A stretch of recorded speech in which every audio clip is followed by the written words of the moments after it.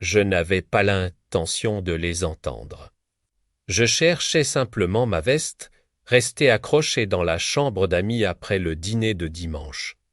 Mais la porte était entr'ouverte et le rire de ma sœur, aigu, sucré, inimitable, a fendu le couloir comme une lame. Puis j'ai entendu sa voix, celle de mon petit ami, et le bruit d'un baiser qui n'était pas le mien. Pendant un instant, j'ai retenu mon souffle. Non pas parce que j'étais choqué, mais parce que quelque chose en moi est resté parfaitement, dangereusement immobile, comme un lac avant l'orage. Son mariage était dans 7 jours. Le mien n'allait jamais se réaliser. J'ai entr'ouvert la porte juste assez pour les voir. Elle s'accrochait à lui comme si elle le méritait. Il se fondait en elle comme si je n'existais pas. Ma sœur gâtée, la chouchoute de la famille, toujours adorée, toujours pardonnée. Pas cette fois. J'ai pris du recul, je me suis éloigné. Et j'ai laissé la vérité s'installer en moi. La trahison est tout autre lorsqu'elle est motivée par le sang. Ce n'est pas un coup de couteau. C'est un poison lent qui s'insinue dans chaque souvenir que vous avez jadis protégé. Je n'ai pas pleuré, je n'ai pas crié. Je viens de commencer à planifier, retour en arrière. Je me souviens du jour où elle m'a présenté son fiancé. Daniel, il était poli d'une manière calme, presque clinique, posé, observateur.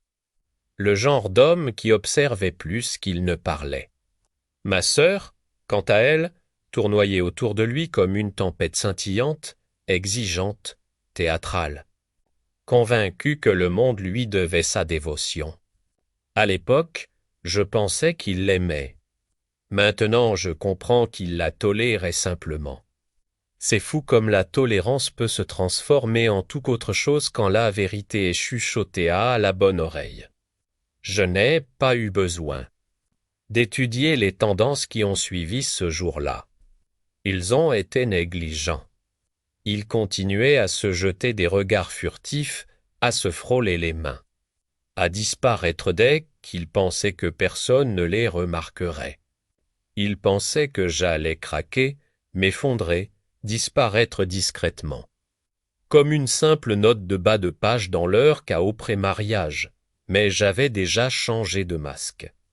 Je suis passé de sœur à stratège, de petit ami à fantôme. J'ai rassemblé des preuves.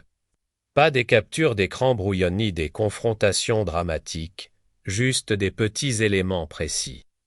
Les fois où ils partaient ensemble. Les messages qu'elle avait oublié d'effacer sur notre tablette commune.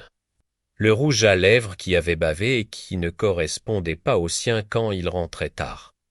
Je n'allais pas gâcher son mariage. Non, j'allais laisser son fiancé le faire pour moi. Le changement. Un soir, j'ai trouvé Daniel assis seul dans le jardin. Les yeux rivés sur les guirlandes lumineuses installées pour le dîner de répétition. Quand je lui ai raconté ce que j'avais vu, je m'attendais à de la colère, des explosions, à un homme trahi. Au lieu de cela, il esquissa un sourire lent et sec, un sourire qui n'atteignait pas ses yeux. « Merci », dit-il simplement. Pas de cri, pas d'incrédulité, il m'a cru instantanément. Cela m'a tout dit. Il savait déjà quel genre de femme il allait épouser. Il attendait simplement une confirmation et une scène suffisamment grande pour que la vérité éclate. Le plan, nous n'avons pas comploté ensemble, pas exactement. Il n'a pas demandé de preuves, je ne l'ai pas proposé. Nous étions deux animaux blessés qui comprenaient le sens du timing. Je me suis tenu à l'écart. Je ne l'avais pas prévenu. Je ne l'ai pas prévenu, je viens de regarder. Je l'ai vue traverser la semaine sans encombre, convaincu qu'elle était intouchable. J'ai vu mon expert ami m'éviter comme un lâche. J'ai vu Daniel devenir étrangement calme, comme un homme qui compte les heures et non les jours. La nuit précédant le mariage, j'ai dormi comme je n'avais pas dormi depuis des mois. La vengeance est étrangement apaisante lorsqu'elle est déjà en marche. Le point culminant. À l'autel, elle rayonnait. Une fausse innocence l'enveloppait comme un voile. Daniel lui prit les mains. Il la regarda comme un chirurgien regarde une tumeur qu'il s'apprête à retirer. Puis il se tourna vers les invités. Des centaines de personnes se sont entassées dans l'église, retenant leur souffle, avant de commencer. Dit-il d'une voix assurée, « Je veux juste vérifier quelque chose. » Fit-il une pause. Que le silence s'amplifie, se resserre, suffoque. Quelqu'un d'autre veut embrasser la mariée avant mon départ. Des halètements craquèrent comme du verre. Quelques personnes restèrent là, perplexes. Le sourire de ma sœur s'est effondré, son visage est devenu blanc comme de la craie. Et à côté d'elle, mon ex-petite amie a tressailli. À peine visible, mais suffisamment pour l'être, Daniel l'a remarqué. Tout le monde l'a remarqué. Il lâcha ses mains comme si elles le brûlaient. « J'ai terminé, » dit-il doucement. Puis il sortit, les épaules droites, la tête haute, la sortie parfaite conséquence. Ma sœur a essayé de minimiser l'incident, a parlé de malentendu. De stress, a dit n'importe quoi sauf la vérité. Mais les invités avaient tout vu, la réputation est fragile. Elle l'a appris en temps réel.